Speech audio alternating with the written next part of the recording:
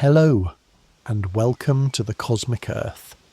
Tonight, let us travel not just back in years, but across vast millennia, to a world both familiar and alien.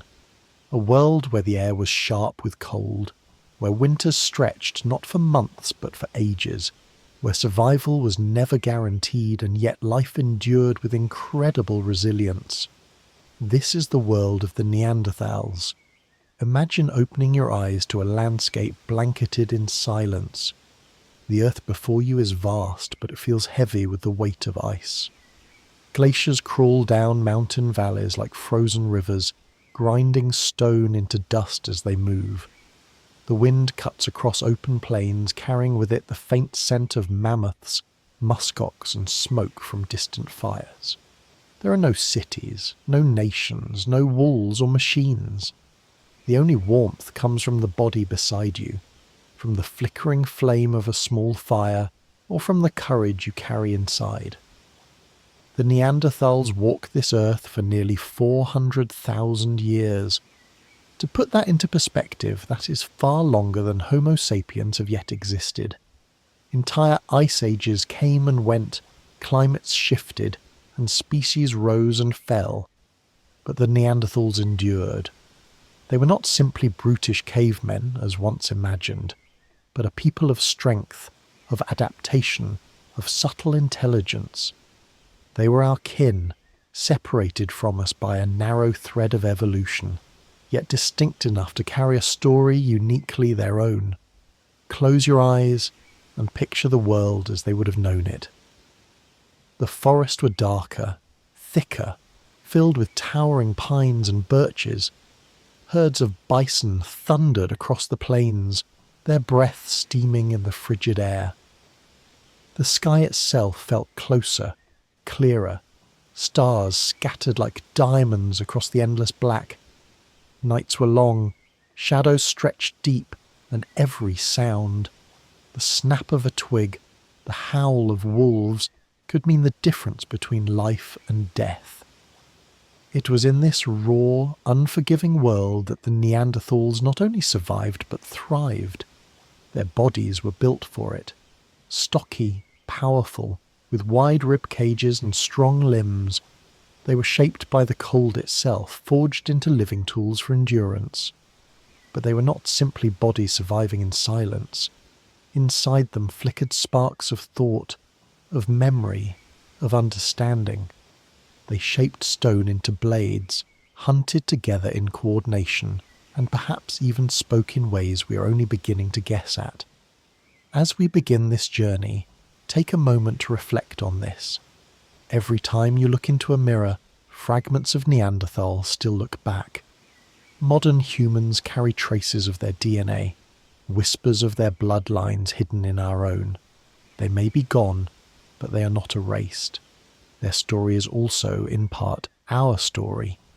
And as you settle deeper into this tale, I invite you to join me in a moment of connection.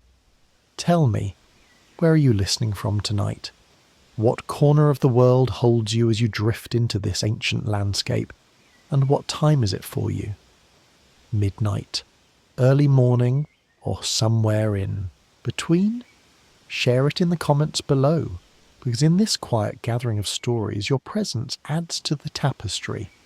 Across thousands of listeners, scattered under the same stars, we're not so different from the Neanderthals huddled together around a fire. We too are seeking warmth, meaning and connection in the dark. Now, let us return to their world. Imagine being born into this existence. From your very first breath, the air is colder than anything most of us have ever felt. Your skin is toughened, your bones grow dense, and your muscles carry weight beyond your years. As a child, you learn not by reading or writing, but by watching. You watch the adults knap stone, splitting flakes from a core to create sharp-edged tools. You watch them stalk prey across the frozen grasslands, reading the faintest sign of tracks in the snow. You listen to the way their voices rise and fall, words rough but purposeful, teaching you the rhythm of survival. Every day is a test. Hunger is always close.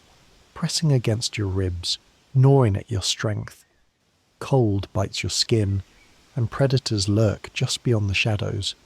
Cave lions prowl silently, their golden eyes reflecting the firelight. Hyenas gather in packs, waiting to scavenge what you kill. Even mammoths, towering and immense, can crush the careless with a single step. And yet, with each dawn you rise again. With each night you return to the fire, alive, stronger, part of a lineage that refuses to end. This was the reality of the Neanderthal world. Survival not for decades, not for centuries, but across nearly 500,000 years. They endured as glaciers advanced and retreated, as forests turned to grasslands, as animals migrated and vanished. Through it all, they adapted. They bent, but they did not break. To understand them is to understand resilience at its purest form. They did not dream of conquering nature, of bending it to their will. Instead, they learned to move with it, to shift as it shifted, to live within its cycles. And perhaps this is why they endured so long. For them, life was not about dominion, but about balance. As we stand at the edge of this long journey, know this. The Neanderthals are not just relics of bone and stone. They are echoes of what it means to be human, to struggle, to endure, to adapt, to find warmth in the coldest of nights. And so, as the firelight flickers in your imagination and the cold winds of an ancient ice age sweep softly across your mind, let us step deeper into their world. Let us walk beside them, feel their breath, their hunger, their fear, and their strength. For in doing so, we may come closer not only to understanding who they were, but who we are. The world of the Neanderthals was not the world we know today. Forget the soft green fields, the crowded cities, the buzzing of machines. Picture instead a planet wrapped in ice, a place where cold was not a season, but a permanent companion. This was the stage upon which the Neanderthals lived, struggled and survived, an earth ruled by glaciers and silence. 400,000 years ago, the planet was locked in a cycle of ice ages. Massive ice sheets stretched across Europe and Asia, crawling southward like giants asleep, crushing valleys and mountains beneath their weight. Where today stand rivers and farmland, there were endless plains of frozen tundra, swept by bitter winds.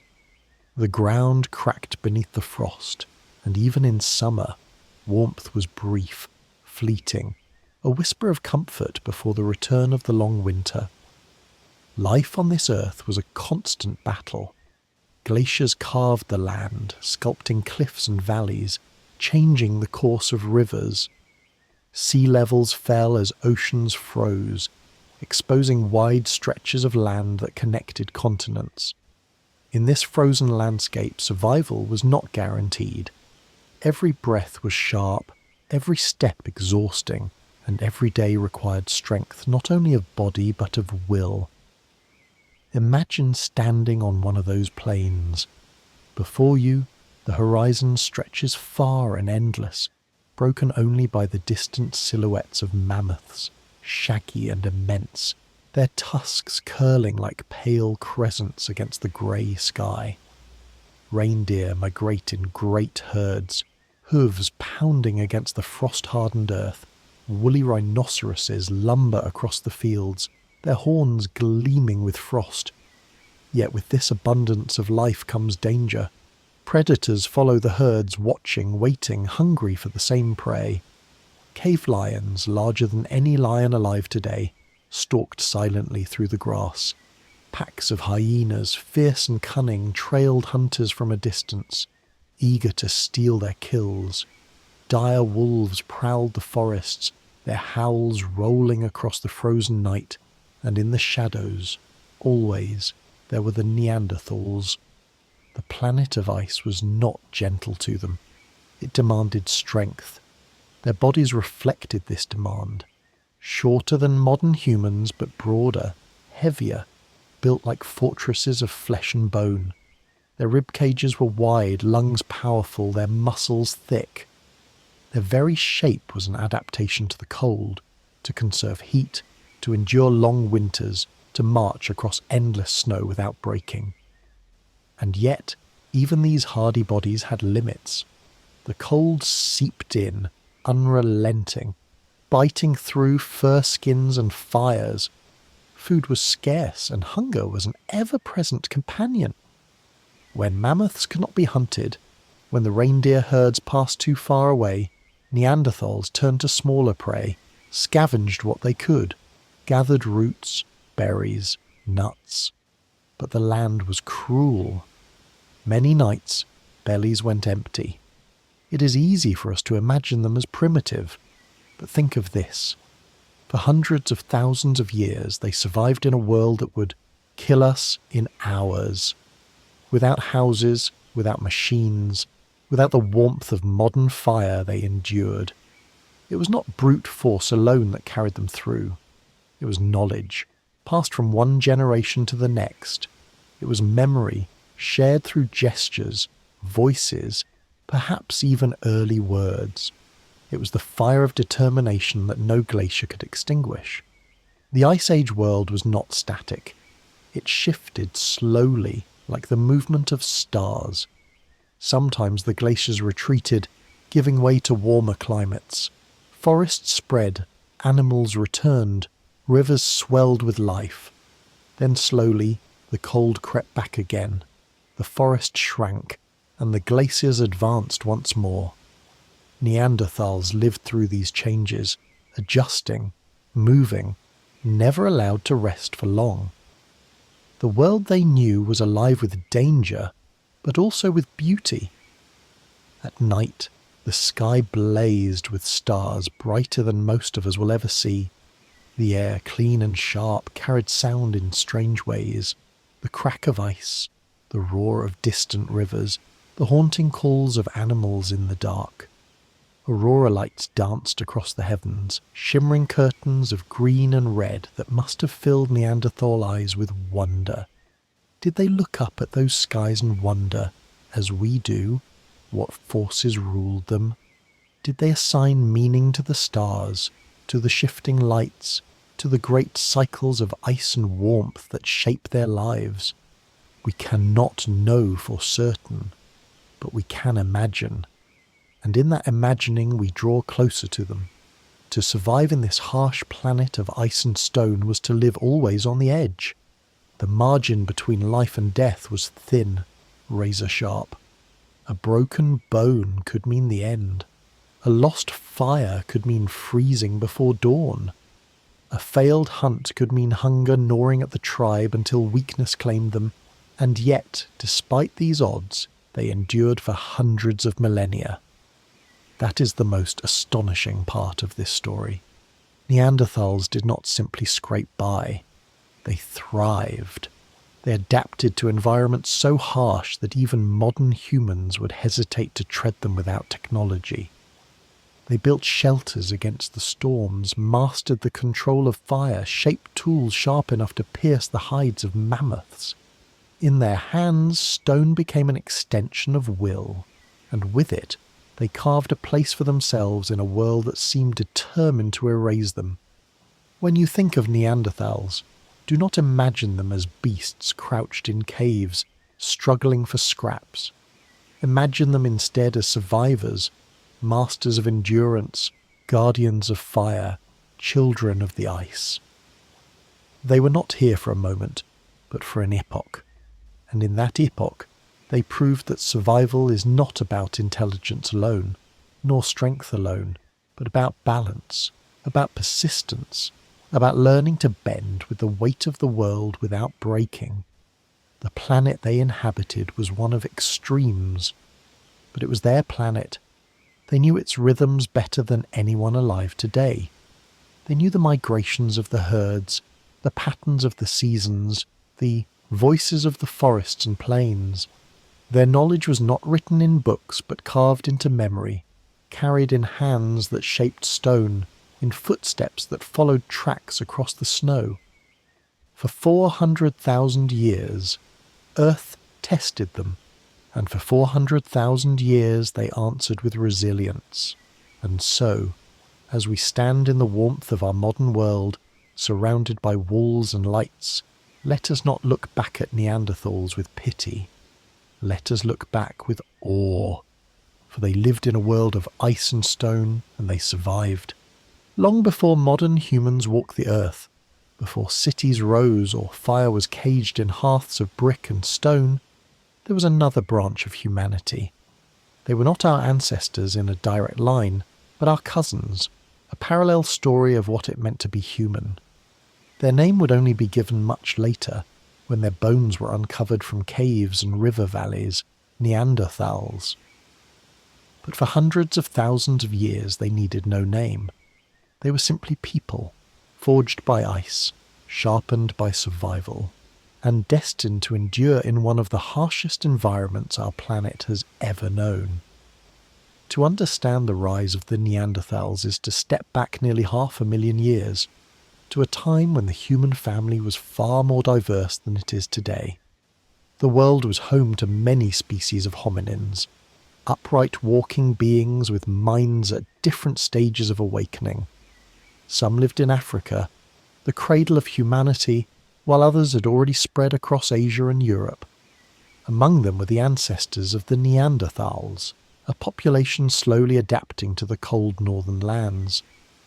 What made the Neanderthals unique was not simply their location, but how that location shaped them.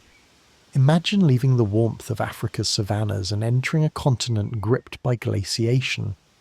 The land was merciless, yet it offered new possibilities. Those who could not adapt vanished. Those who could changed. Over thousands upon thousands of years, natural selection sculpted bodies that could withstand cold and scarcity. Shoulders broadened, limbs shortened, noses widened to warm icy air before it reached the lungs. The Neanderthal body became a fortress against the environment. But their rise was not only a matter of muscle and bone. Inside their skulls, their brains grew to be just as large, in some cases larger than ours. These were not mindless hunters, but beings capable of strategy, cooperation, and memory. Their eyes were large, adapted to the dim light of Ice Age winters. Their hands were powerful, fingers thick but dexterous, able to chip stone into tools with surprising precision. Slowly, across thousands of winters, the Neanderthals began to take shape. The earth itself seemed to test them at every step. When the ice advanced, forests shrank, animals fled, and the Neanderthals were forced to follow. When the ice retreated, rivers swelled, plains opened, and herds multiplied.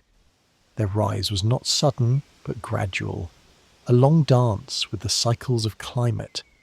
Unlike modern humans, who arrived later in great migrations, Neanderthals were rooted to this land. Europe and Western Asia were their homeland, and they learned its moods intimately. Picture one of their first true gatherings around a fire. The flames crackle, sending shadows dancing across the stone walls of a cave. A group huddles close, their thick bodies wrapped in hides. Outside, the wind howls like a predator circling the dark. The fire is fragile, a miracle of sparks and wood, but within its glow, something extraordinary happens. Stories begin to form, knowledge is passed from elder to youth, where the herds travel, how to knap a stone into a blade, how to find shelter when storms arrive. These moments, though lost to time, were the heartbeat of Neanderthal life. Their rise was measured not in years but in generations. Over and over the cycle repeated: birth, struggle, survival, death. And yet, slowly, the Neanderthals mastered their frozen world. They became hunters of mammoths, masters of tracking across snow, opportunists who could scavenge the kills of cave lions or drive reindeer into traps. Their tools grew sharper, their strategies more sophisticated. Where earlier hominins might have survived on the margins, the Neanderthals began to thrive. Still, theirs was never a life of ease. Every victory was hard won, every adaptation carved from hardship. To be born Neanderthal was to inherit both strength and burden. Children entered a world of danger, where predators lurked and winters killed without mercy. Many never survived past youth, but those who did carried forward the knowledge of their people. In this way, survival became a kind of lineage, passed not through books or writing, but through instinct, memory, and shared experience.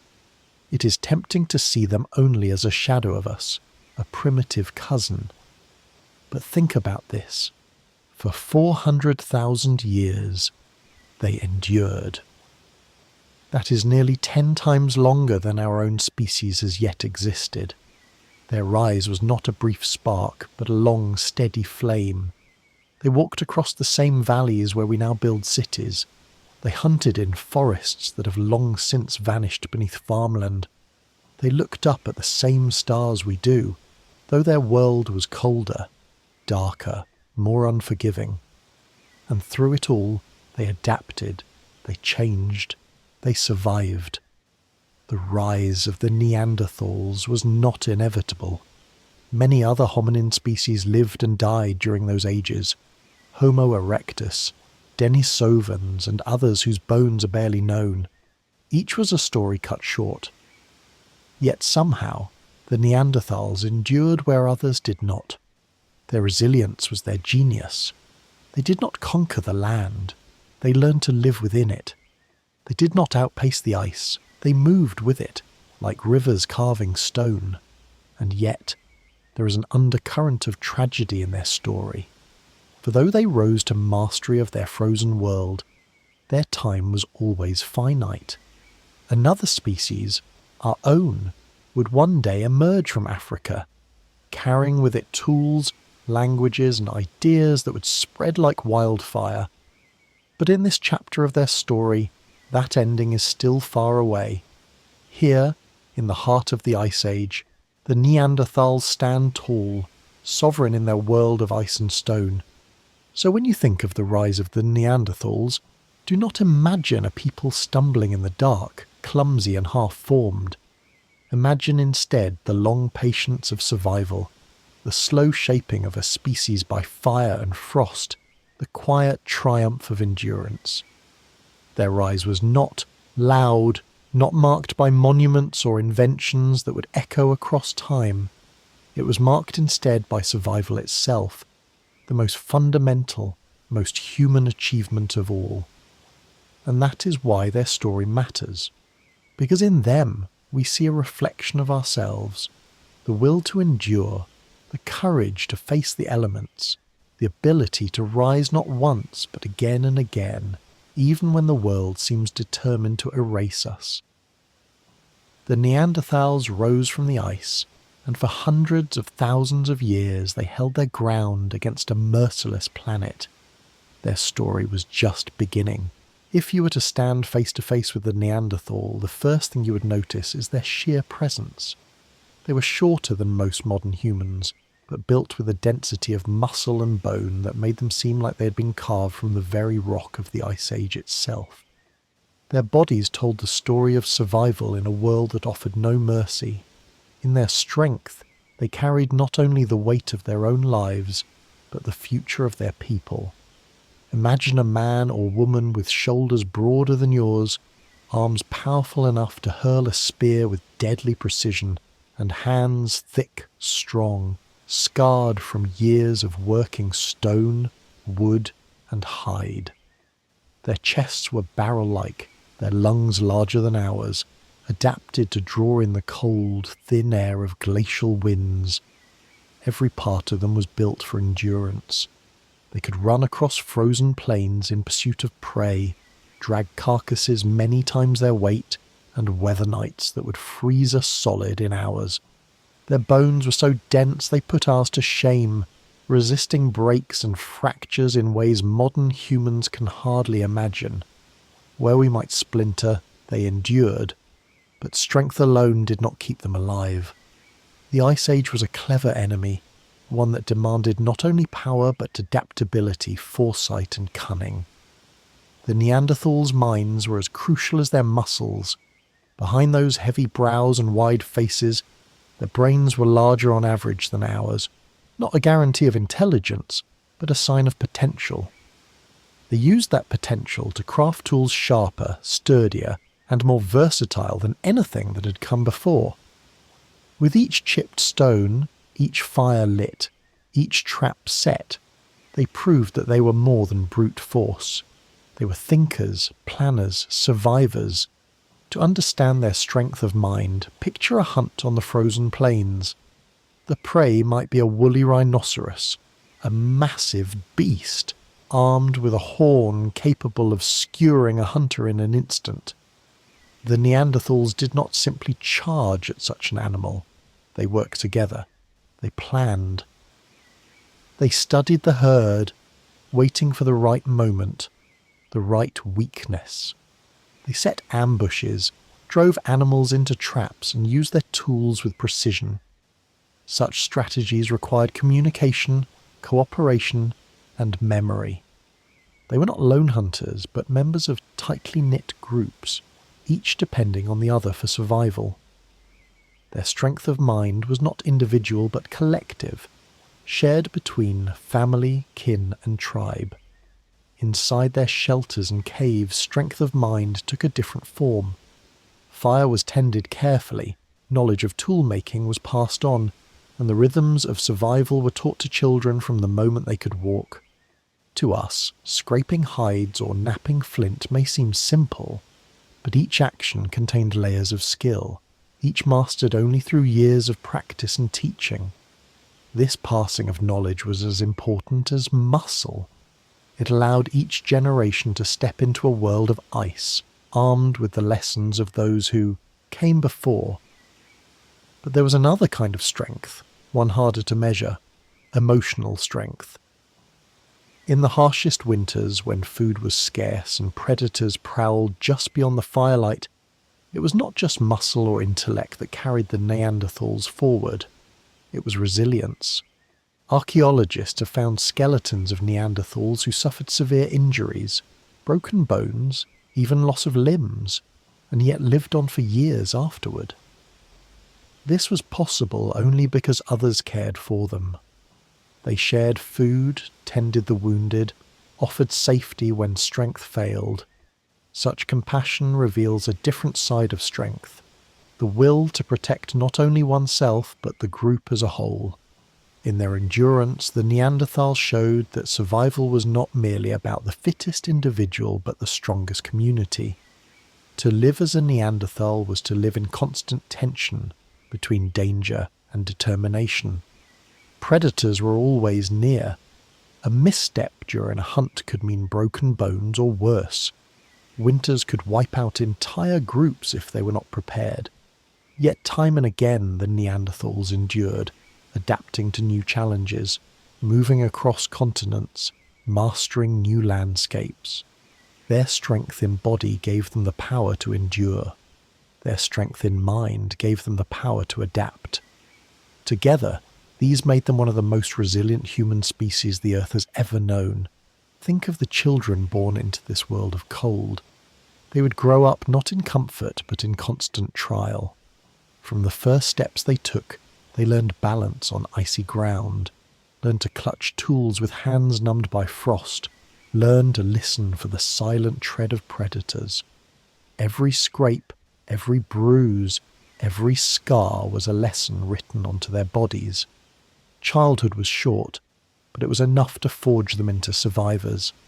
By the time they were grown, strength in body and strength in mind were no longer choices. They were the essence of who they were. Their strength also shaped their world in ways we still see today. Stone tools, bones hardened by survival, traces of fire in caves. All of these are echoes of a people who lived not through luck, but through determination. Each artifact unearthed is a reminder that these were not half-formed humans stumbling toward progress. They were masters of their environment, as fully adapted to their age as we are to ours. And yet, as much as their strength defined them, it also reminds us of our own fragility. Imagine being stripped of modern comfort, No walls, no heating, no supermarkets. Could we endure as they did? Could we carry fire across frozen plains, build shelters from bones, and fight predators with nothing but stone and muscle? Perhaps not. And it is this realization that gives the Neanderthals story its weight. They survived 400,000 years of ice ages not because the world was kind, but because they were strong enough, clever enough, and resilient enough to meet it head on. Their strength in body, their strength in mind, this was their legacy. It carried them across millennia of hardship, allowed them to thrive where others perished, and left a mark in our very DNA. For though the Neanderthals are gone, their blood runs in us still, a reminder of what it took to survive the endless winter. And perhaps, in that inheritance, we too carry a fragment of their strength. The Ice Age was not a season. It was not a passing winter, nor even a generation of cold. It was an era, a relentless, unyielding grip on the earth that lasted thousands upon thousands of years. For those who lived through it, there was no promise of spring beyond the brief warmth of summers that came and went like breaths between storms. The Neanderthals knew this better than any people before them. For them, the endless winter was not a disaster. It was life itself, and survival depended on finding, shaping, and defending one thing above all others: shelter. Imagine the vast landscape of Ice Age Europe. Glaciers taller than mountains crept across valleys, grinding stone into dust, leaving behind plains of frozen tundra. The winds screamed across open steppes with nothing to block their fury. Snow fell not in gentle flakes but in storms that could strip the warmth from a body within minutes. Even the mightiest hunter, strong enough to bring down a mammoth, would not survive a single night without protection. In such a world, a shelter was not just a home. It was the thin line between life and death. The first and most natural shelters of the Neanderthals were caves. These dark stone wombs of the earth offered more than shadow and silence. They were fortresses against the cold, havens where the wind could not reach, where fire could be lit without fear of it being torn apart by the storm. The flicker of flames on cave walls was not just light, it was safety, a barrier against predators, a place where families could huddle together and outlast the night. But caves were not always where they were needed. Many regions lacked them, or they were already occupied by beasts far stronger than any human. Cave lions, bears, or hyenas that ruled the darkness. When stone walls could not be found, the Neanderthals built their own. They crafted shelters from what the land gave them. Imagine mammoth bones arranged in arcs, ribs forming the framework of a dome. Over these, hides were stretched, patched with mud, snow and earth to insulate against the cold. Inside, fires burned in the centre, smoke escaping through carefully placed openings. These were not crude, temporary shelters, but homes, warm, protective, enduring. Their ingenuity didn't end there. In forests, they leaned branches together, layering them with hides and grasses to make huts that trapped warmth. In open plains, they dug into the ground itself, carving pits and covering them with bone and skin, creating burrows against the wind. Every environment demanded a different answer, and the Neanderthals learned them all. Their shelters were not grand, not built to last centuries, but they did not need to be. They needed only to last through the season, to shield families long enough for life to continue. Picture a winter night inside one of these shelters. The fire crackles at the centre, its warmth spreading unevenly across the space. Shadows cling to the edges, where the wind still presses against hides stretched tight. Children sleep close to their mothers, wrapped in furs, their breath rising in soft clouds. Hunters sit awake, sharpening stone blades by firelight, their eyes never leaving the entrance.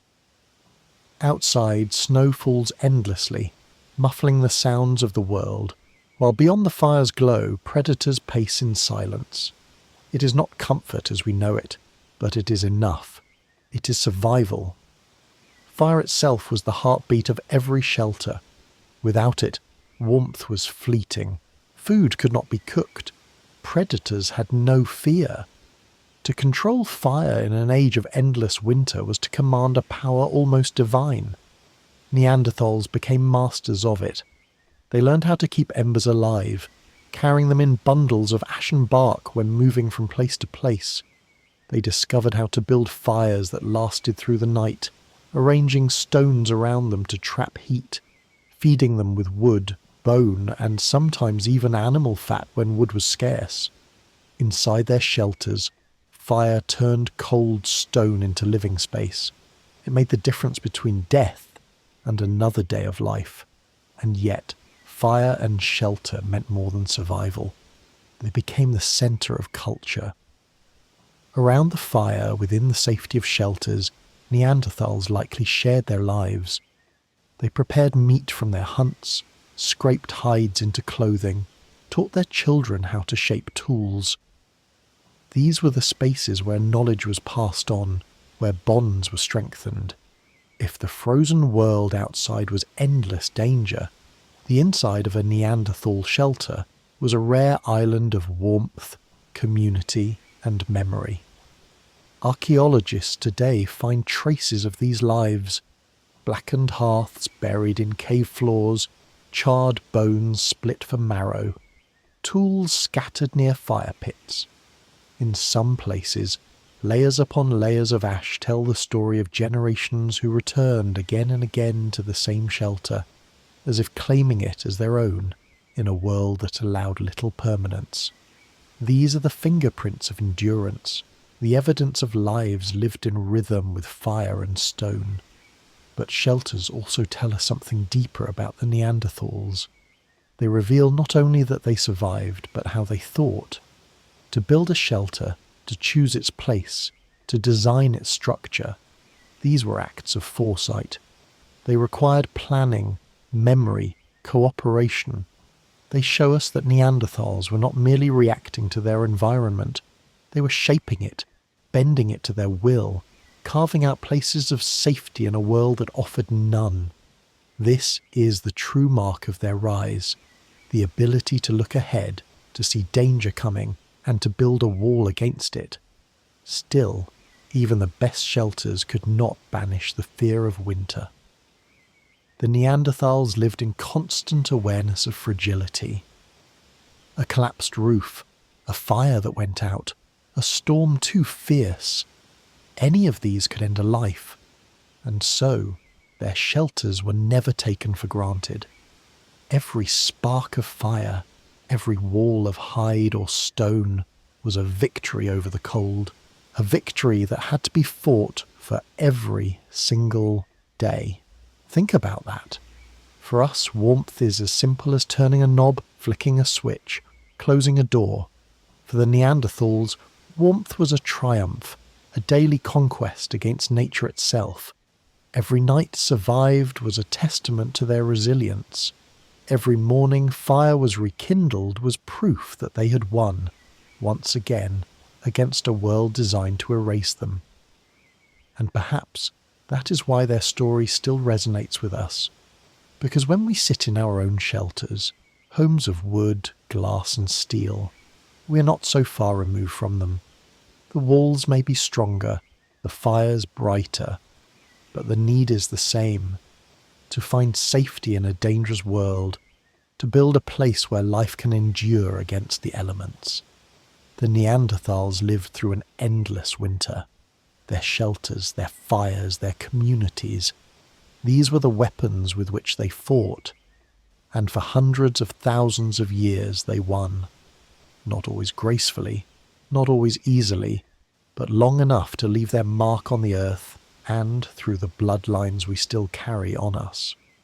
Theirs was a story not only of survival, but of resilience, creativity, and defiance against a hostile planet. Each shelter they built was more than a home. It was a declaration: we will endure. When we think of the Ice Age, we imagine towering glaciers, roaring winds and predators with teeth as long as a man's hand. In such a place, bare flesh and bone would never be enough to ensure survival. The Neanderthals understood this truth better than anyone. They were not giants among men, nor did they possess supernatural gifts. What set them apart was their ability to shape the world around them with tools. Every strike of stone on stone, every chipped edge, was more than survival. It was innovation. And in those tools the Neanderthals found their edge against a merciless world. Picture the scene. A Neanderthal crouched by a riverbank, a chunk of flint in one hand and a hammerstone in the other. With practiced precision, he strikes at the flint, sending flakes spiralling into the air. Each one is sharp, razor-thin, sharper than any claw of predator or fang of beast. In the rough palms of his hands, a deadly weapon begins to emerge. To us these tools may look primitive, but to the Neanderthals, they were as powerful as the sword to a knight or the firearm to a soldier. For hundreds of thousands of years, these chipped stones were the lifeblood of Neanderthal survival. With them, they cut meat from carcasses, scraped hides to make clothing, and sharpened spears for the hunt. These tools gave them the ability to transform a kill into warmth, into nourishment, into life. Without them, they would have been prey, not predator. But with them, the balance of power shifted. The Neanderthals didn't just make tools, they refined them. They mastered the Levallois technique, a method of shaping stone that showed remarkable foresight and planning. Instead of randomly striking until a sharp edge appeared, they carefully prepared the core of the stone, shaping it so that a single strike would produce a flake of just the right size and sharpness. This was not mindless chipping. It was the work of artisans who understood both the material in their hands and the need it would serve. Each flake was a blade, each core a promise of survival. Their tools were not limited to stones alone. Wooden spears hardened in fire were thrust into the bodies of mammoths and bison. Bones became scrapers and awls. The Neanderthals looked at the world around them and saw not just obstacles but opportunities. A branch was not just wood, it was a spear waiting to be sharpened. A bone was not just the remains of a kill, it was a tool in the making. Where others might have seen only wilderness, they saw resources, and in those resources they crafted their survival. Consider the hunt. Imagine a group of Neanderthals facing down a massive woolly mammoth, its tusks gleaming like ivory sabres in the pale winter sun. Against such a beast, muscle alone would mean death. But armed with fire-hardened spears tipped with stone points, they could wound, tire, and eventually bring it down. Such a victory meant not just food for a day, but food for weeks, hides for clothing, bones for tools, and sinew for cord. Tools were the difference between desperation and abundance. But tools also extended beyond the hunt. With stone scrapers, they worked animal hides into clothing thick enough to shield against the coldest winds. With cutting blades, they butchered meat with speed and efficiency, preserving what they could in frozen ground or caves. With fire-stirring sticks and digging implements, they expanded their mastery over their environment. These were not just conveniences. They were the thin line between life and death. The making of tools was also an act of teaching. Children learned by watching, by imitating, by listening to the rhythm of stone against stone. Each strike carried knowledge passed down from countless generations before. A child's first clumsy flake would one day become a hunter's precise spearhead. In this way, tools carried not only sharpness but memory, a legacy of survival encoded in skill. We must not underestimate how revolutionary this was. Animals had claws, teeth, or sheer size to defend themselves, but Neanderthals had tools. Their claws were sharper than those of lions, their reach longer than that of bears. Tools turned fragile flesh into something formidable. They gave Neanderthals a new kind of power, the ability to stand against creatures far larger and stronger than themselves and win. And yet, perhaps the most remarkable thing about Neanderthal tools was not their sharpness, but the thought behind them. Each tool was made with intention. Each strike was guided by experience, memory, and imagination. They had to envision not just what the stone was, but what it could become. That spark of imagination, that ability to look at the world and reshape it, is what truly gave them their edge. Archaeologists today find these tools scattered across Europe and Asia, lying silent in the earth. Each one tells a story. Some are worn from years of use, the edges dulled by countless cuts. Others are fresh, sharp, as though the Neanderthal who struck them had just stepped away. Together they form a record of ingenuity, a reminder that survival was not a matter of luck but of relentless craft.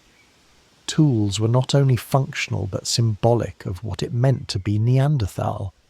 They reveal a species that refused to bow to the cruelty of its environment, a species that met the Ice Age not with despair but with invention. And in that invention, they carved out a place for themselves in a world that seemed designed to crush them. Their tools also whisper something deeper. In their skill, we glimpse the beginnings of what would one day become art, culture, and civilization. For to make a tool is to imagine a future, a cut of meat, a fire built, a hunt won. Each tool carried a story waiting to unfold. In this way, the Neanderthals were not just surviving the present, but shaping the future. When we look at our own world today, at the skyscrapers, the machines, the technologies that define us, we can trace the roots of it all back to those first chipped stones in a Neanderthal's hand. Their edge was not simply in stone or wood, but in the spark of mind and will that turned raw material into survival.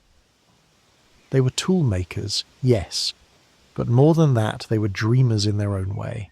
They dreamed of a hunt completed, of warmth found, of life secured, and in their tools those dreams took shape. The Neanderthals lived and died by their tools, and in the end their legacy was carved into stone itself. Though they're gone, their edges remain sharp, buried beneath the soil, waiting for us to uncover and remember. Their tools remind us of what it took to survive in the harshest of times. Not just strength of body, but strength of mind, imagination, and the will to endure. The world of the Neanderthals was not silent. It roared, thundered, and trembled beneath the weight of the beast that walked it. Imagine standing on a frozen plain 40,000 years ago. The wind cuts across your face like knives, snow gathering in your hair. But your eyes are not on the cold. They are fixed on the horizon, where the ground itself seems to move.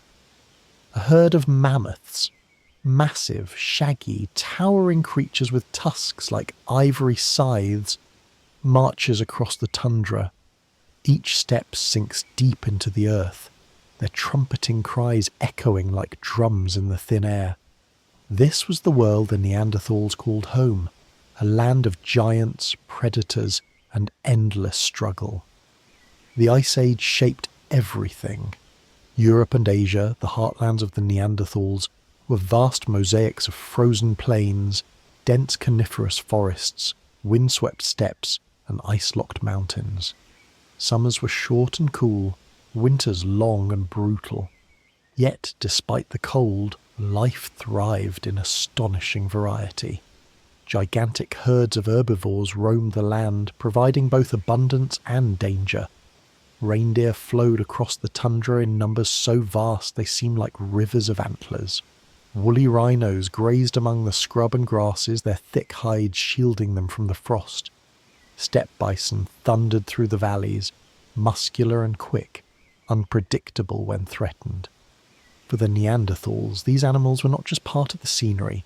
They were the heartbeat of survival. A successful hunt meant life, meat to eat, hides for warmth, sinew for bindings, bone for tools. Failure meant hunger, weakness, and perhaps death. Each animal carried both opportunity and peril. Mammoths, for example, offered extraordinary resources. A single kill could feed a clan for weeks, their bones and tusks forming the framework for shelters. Yet bringing one down demanded immense courage, strategy, and sometimes sacrifice. The Neanderthals had no distance weapons like bows or throwing spears at first. They faced these giants up close, thrusting heavy wooden spears into flesh thicker than armour. But not all dangers were in the hunt. Predators stalked the same lands, often competing for the same prey.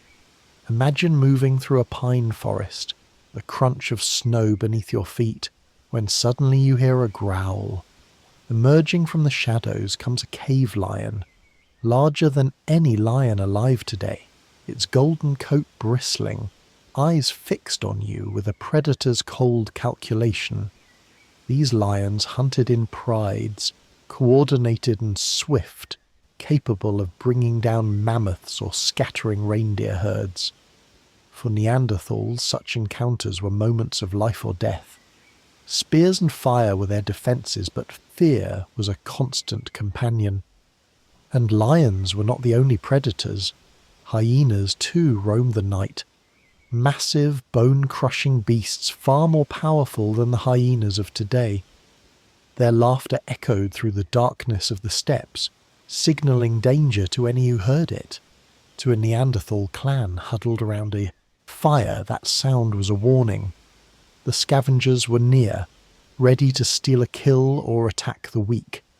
Then there were wolves, both allies and enemies. Packs of Ice Age wolves were larger, more feral than the wolves of modern forests. They stalked reindeer migrations and shadowed Neanderthal hunters. Yet somewhere in this long coexistence a bond began. Evidence suggests that some wolves were drawn to human fires, scraps of food luring them closer, sparking the first fragile steps toward domestication. Could the Neanderthals have been the first to reach out to wolves? Or did that belong solely to Homo sapiens? We may never know, but the possibility lingers like smoke in the cold air. In the rivers and lakes of their world, another kind of life flourished. Massive fish swam through icy waters, and birds wheeled overhead in great flocks, marking the changing of seasons. For a Neanderthal, watching the skies was a matter of survival. The coming of geese meant migration, a reminder that the herds would soon move and the clan must follow. Even the smallest creatures played their part. Hares darted across the snow, rodents scurried in the grass, all potential food when larger prey could not be found. And yet this world was not simply a constant battle for resources. It was also filled with awe. Imagine a Neanderthal standing on a cliff as dusk fell, watching a herd of mammoths moving slowly across the horizon, their shadows stretching long under the orange glow of the setting sun. Or picture them hearing the deep rumble of bison hooves long before the animals came into view, the earth itself trembling with their passage. Such moments must have stirred something inside them, reverence, fear, perhaps even a sense of connection to the wild forces that surrounded them. This connection shaped the way Neanderthals saw their place in the world. Though we cannot step into their minds, the evidence of their burials and artifacts hints at symbolic thought, at a recognition that they were part of something larger. The animals they hunted and the predators they feared were not simply adversaries, but part of the great balance of life. To kill a mammoth was to take its spirit as well as its flesh. To face a lion was to confront power itself. But the land was not only about animals, it was about the very landscape, a stage set with dramatic contrasts. Glaciers carved deep valleys, towering walls of ice that gleamed like glass under the pale sun. Forests of pine and birch stretched across hills, whispering in the frozen wind. Open steppes spread out like seas of grass, endless horizons where the sky seemed to press close to the earth. To live in such a place demanded adaptability. Neanderthals built shelters from mammoth bones, draped them with hides, or took refuge in caves carved by water and time. These environments shaped their culture, their tools, their very identity. Seasons, too, ruled their existence. Summer brought bursts of life, flowers blooming across the tundra, rivers running fast with meltwater, herds grazing in abundance. Winter, however, was merciless. Darkness stretched for long hours, snow buried the land, and prey became scarce. It was in these times that Neanderthals relied most heavily on their skills, storing food, using fire, binding together as a clan. Survival was never guaranteed. It was earned with every passing day. Yet, despite the dangers and hardships, the Neanderthals were not merely survivors. They were part of this vast, intricate world, shaped by it and shaping it in return. Every footprint they left in the snow, every fire they lit in the darkness, every spear thrust into the side of a bison was part of the eternal rhythm of the Ice Age. They were hunters, yes, but also caretakers of knowledge passed down through generations, where the herds would cross, which caves gave shelter when the rivers froze and thawed. To imagine their world is to step into a realm both terrifying and magnificent. It was not a barren wasteland, but a land alive with movement, sound and struggle. It was a place where humans were not yet the undisputed rulers, but one species among many, surviving, adapting, and carving out a life amidst giants. The Neanderthals did not live above nature. They lived within it, bound to its cycles, dependent on its moods. The mammoth's path was their path. The reindeer's migration was their migration. The wolf's howl was their warning. And in this harsh yet vibrant world, they endured for hundreds of thousands of years, not as passive wanderers, but as rightful inhabitants. Their world has long since vanished. The mammoths are gone, the cave lions silenced, the steppes changed beyond recognition. Yet in the fossil bones, in the tools left behind, in the echoes of DNA still alive in us, their world lingers. It was a world of raw power and fragile survival, of endless cold and boundless life, and for the Neanderthals, it was simply home. For hundreds of thousands of years, the Neanderthals survived against the biting cold and the endless challenges of the Ice Age. Yet to imagine them as mere brutes, hunched over fire, silent and instinct-driven, would be a mistake. Beneath the thick muscles and the heavy brow ridges, there was something more, something deeply human. They laughed, they wept, they dreamed, and perhaps, in the quiet shadows of caves and firelight, they wondered about life and death just as we do today. To understand the Neanderthals is to look beyond bones and tools and to glimpse their culture, the spark of mystery that made them not just survivors but people. Imagine walking into a cave deep in Ice Age Europe. The walls are painted in ochre and black, lines of animals etched into stone, pigments smeared into strange symbols. For centuries, it was thought only Homo sapiens created such art, but discoveries have begun to challenge that. In caves in Spain, paintings have been dated to more than 65,000 years ago, long before modern humans had even arrived in those regions. This means the hands that left them belonged not to us, but to Neanderthals. They dipped their fingers into crushed minerals, ground into powder, mixed with spit or fat, and pressed colour against stone. The images may not be as elaborate as those found later, but their existence whispers something astonishing. Neanderthals were capable of symbolism. They were not only shaping tools, they were shaping meaning. Why paint in the darkness of caves? Why carve lines into stone? Was it for teaching, for ritual, or for the sheer joy of expression? We cannot know for certain, but the fact that they did it at all reveals that their minds stretched beyond the immediate needs of food and fire. These were people who could think in symbols, who could connect the seen with the unseen, who could carry in their minds something larger than the present moment. That is culture in its earliest and rawest form. The Neanderthals also buried their dead. Across Europe and the Middle East, archaeologists have uncovered graves where bodies were carefully laid to rest. Some were positioned with tools nearby, as though the dead would need them in another life. Others show traces of flowers or ochre sprinkled across the body. One famous site in Shanidar cave in Iraq revealed a Neanderthal whose grave was dusted with pollen, perhaps from flowers deliberately placed there. Whether this was mourning, ritual, or simply a practical way to keep scavengers away, it still tells us something profound. Neanderthals treated their dead differently from the living. They had an awareness of loss, of absence, and possibly of something beyond. It is easy to overlook how extraordinary that is. Burial is not instinct, it is choice. It requires thought, reflection, and care.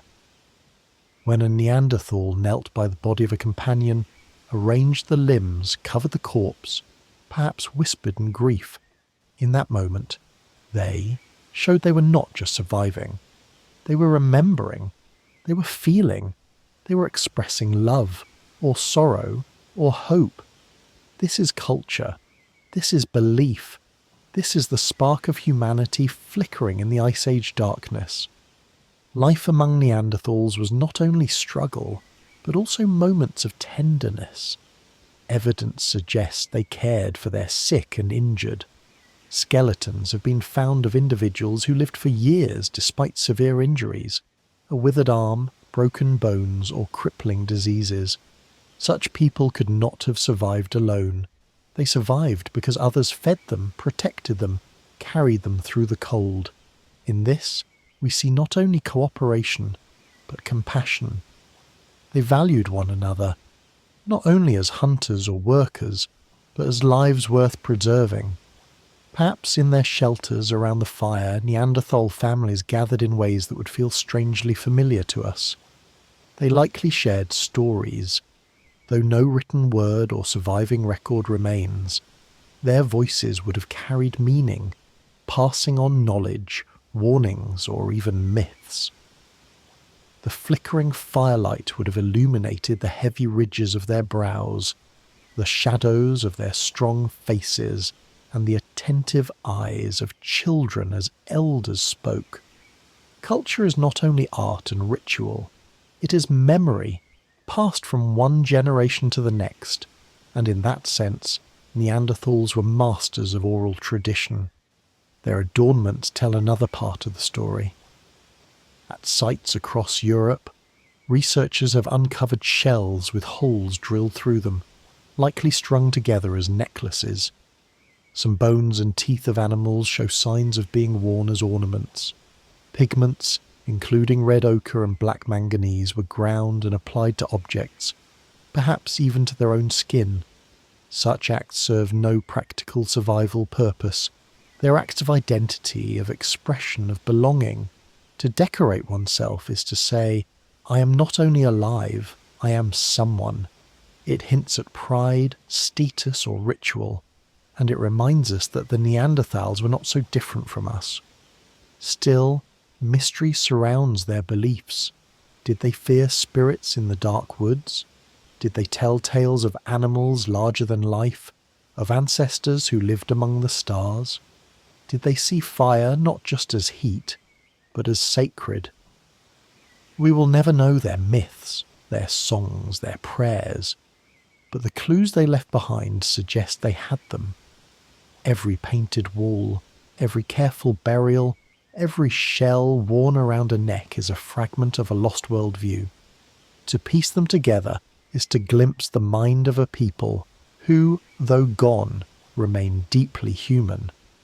The Neanderthals' culture challenges the story we once told about them. For generations they were painted as brutish cavemen, lacking intelligence or creativity. But the more we discover, the more that image dissolves.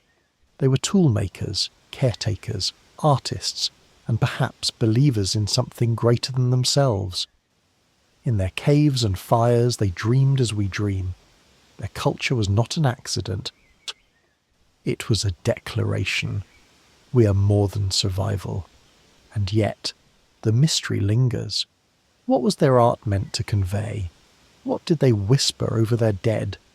What songs, if any, did they sing under the stars? We can only imagine. Perhaps that is part of their enduring power, that their stories are written not in words, but in echoes. They remind us that humanity is not defined by technology alone, but by the unseen, by art, by memory, by love, by belief. So the next time you picture the Neanderthals, do not see only their strength or their struggle. See also the child holding a shell necklace, the elder painting in ochre, the grieving family laying their companion to rest. See a people who looked at the vast, cold world of the Ice Age and still found reason to create, to care, to believe. Their culture was fragile, their beliefs mysterious, but in them lies something timeless. In the quiet spaces of their lives, in the art, the burials, the adornments, the care, we find a reflection of ourselves. Proof that humanity is not only about survival, but about meaning. And in that sense, the Neanderthals are not gone at all. They live on, not just in our DNA, but in the shared spark of humanity that burns across time. For hundreds of thousands of years the Neanderthals endured, masters of the Ice Age world. They had learned to thrive in the harshest climates, to build fires that cut through the endless cold, to hunt the massive beasts of the Pleistocene. They knew the rhythms of the mammoths, the migrations of reindeer, the secret paths through the frozen forests. In their own lands, Europe, parts of the Middle East and Western Asia, they were unmatched. Yet, around 60,000 years ago, something began to shift. Across the plains and valleys, shadows stretched longer, not just from the setting sun, but from a new presence that would forever alter the course of history. That presence was us, Homo sapiens. Born under the warmer skies of Africa, we carried with us tools of bone and ivory, blades sharper and lighter than stone, and a way of thinking that was both cunning and creative. When the first groups of modern humans pushed north, following game and rivers, they stepped into a world that had belonged to Neanderthals for uncounted generations. For the first time, two species of human stood face to face, both intelligent, both resilient, but each carrying different strengths.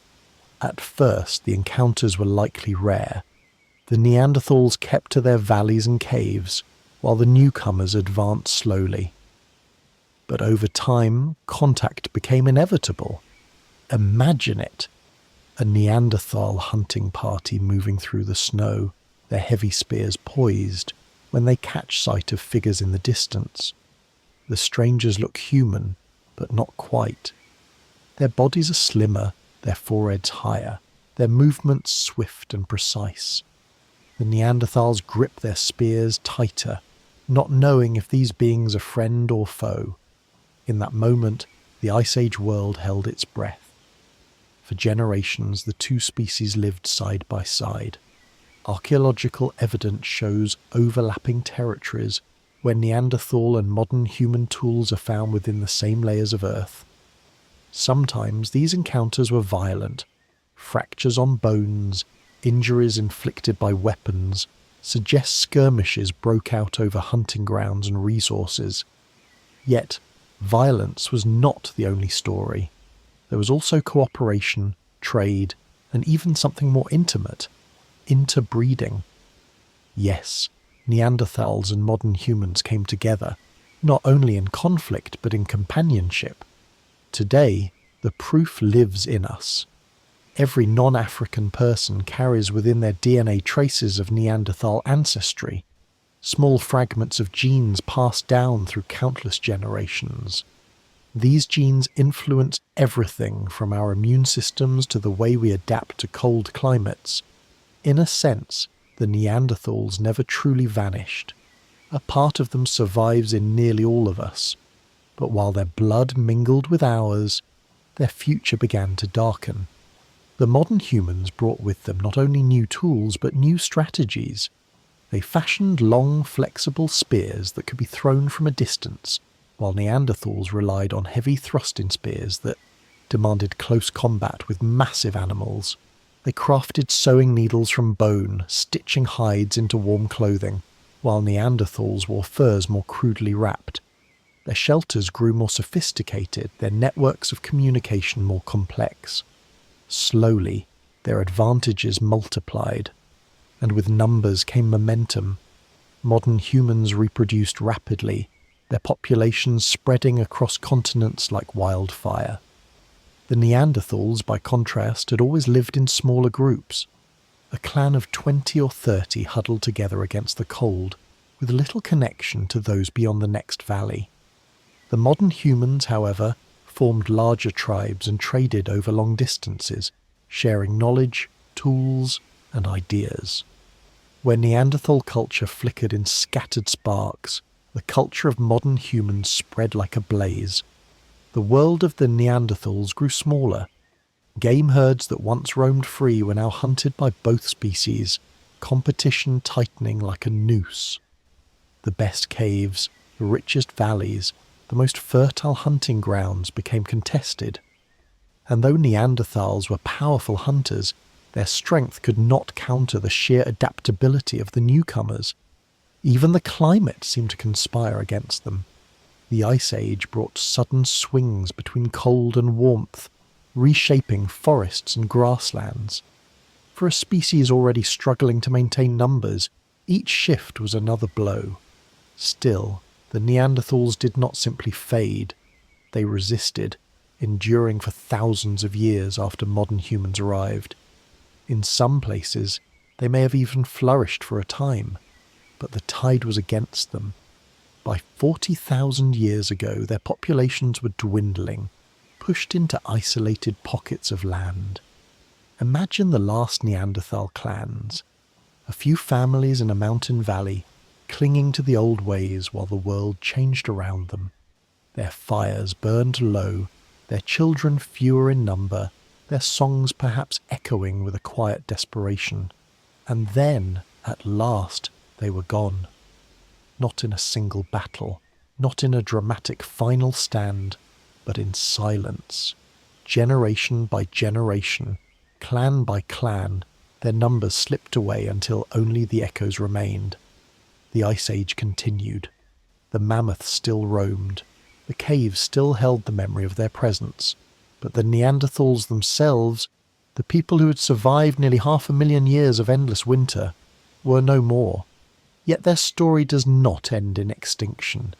It lives within us, not only in our DNA but in our shared humanity. When we look at their tools, their art, their burials, we see reflections of ourselves. They were not beasts conquered by superior humans. They were a people who walked the earth, who loved and grieved, who dreamed and believed. They are part of our lineage, part of our story, part of what it means to be human. The shadow of modern humans was not simply their undoing, it was also their legacy. In our faces, our bodies, our very blood, they endure. And perhaps that is the truest end to their tale. Not that they were lost, but that they became part of us.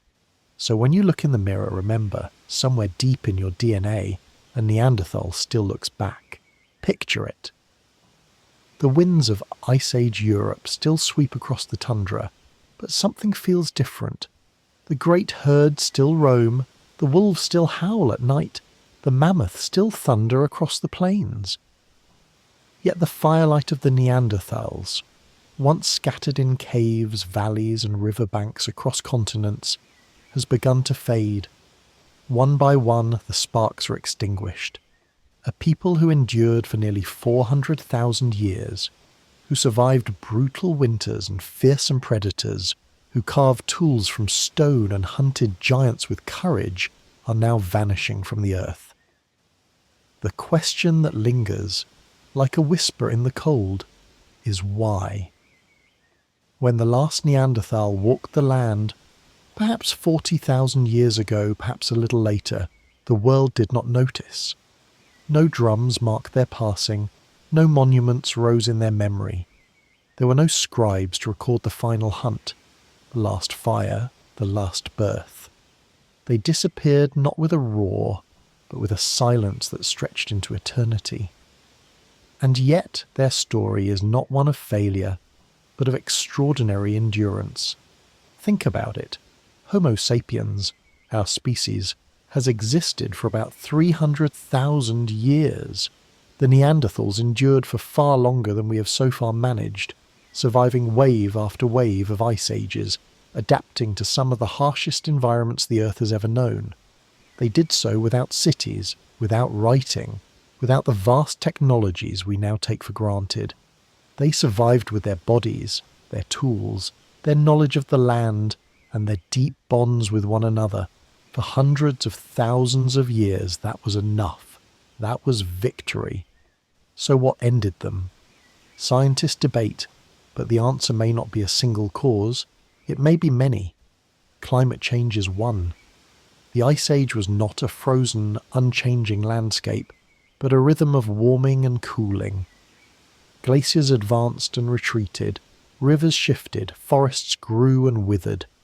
These constant changes placed enormous pressure on those who lived in their shadow.